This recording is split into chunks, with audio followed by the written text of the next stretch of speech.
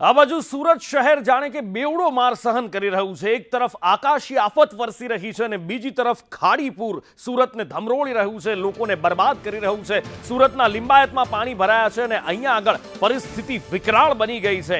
હજી પણ અહીંયા 2000 ઘર પાણીમાં ગરકાવ થયા છે, લોકો પાણીમાં રહેવા મજબૂર બન્યા છે। પણ અહીંયા વિટંબણા એ છે કે તંત્ર પહોંચી ચૂક્યું છે, તંત્ર એમને સમજાવી રહ્યું છે।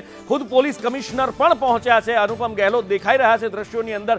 પોલીસના અધિકારીઓ હોય કે મહાનગરપાલિકાના કર્મચારી અધિકારીઓ હોય કે પદાધિકારીઓ હોય, લોકોને સમજાવી રહ્યા છે કે તેઓ ત્યાંથી પોતાના આશિયાના છોડી સુરક્ષિત સ્થળે જાય, પણ લોકો ત્યાંથી નીકળવા માટે તૈયાર નથી, પોતાના ઘર છોડવા માટે તૈયાર નથી। દર વર્ષે અહીંયા આ પરિસ્થિતિ થાય છે, દર વર્ષે અહીંયા પાણી ભરાય છે અને આ જ પરિસ્થિતિ લોકોને પારાવાર નુકસાની સહન કરવી પડે છે। અચાનક આવી રીતે પાણી આવે, ઘર આશિયાના છોડીને જવું તો કેવી રીતે? લોકો પણ પોતાની જગ્યાએ ખોટા નથી, પણ બીજી બાજુ તંત્ર દ્વારા જે કાર્યવાહી કરાવવી જોઈએ એ થતી નથી અને હવે લોકોને આશિયાના છોડવા માટે ત્યાંથી બળપ્રયોગ કરવામાં આવી રહ્યો હોવાનું પણ ત્યાંના લોકોનું એક રાવ ઉઠી રહી છે।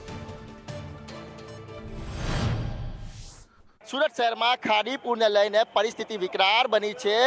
સુરતના લિંબાયત વિસ્તારમાં ઠેર ઠેર પાણી ભરાઈ ગયા છે, લોકોનું રેસ્ક્યુ કરવામાં આવી રહ્યું છે। ફાયર વિભાગ અને પોલીસ તરફથી સતત મહેનત કરવામાં આવી રહી છે અને લોકોની જાનહાનિ નહીં થાય તેનું જે કહેવાય કે ખાસ ધ્યાન રાખવામાં આવી રહ્યું છે। ત્યારે સુરત પોલીસ કમિશનર અનુપમસિંહ ગેહલોત છે તે પણ પરિસ્થિતિ પર સતત નજર રાખી રહ્યા છે। કઈ રીતની પરિસ્થિતિ પર તમે નજર રાખી રહ્યા છો?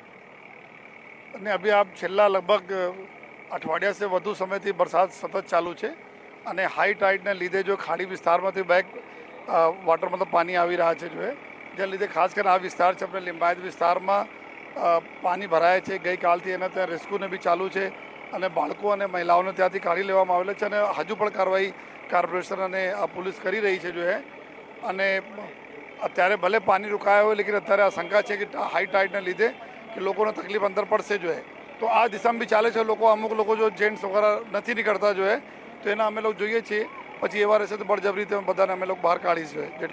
અહીંયા કોર્પોરેશન તરફથી તમામ વ્યવસ્થાઓ કરવામાં આવી છે।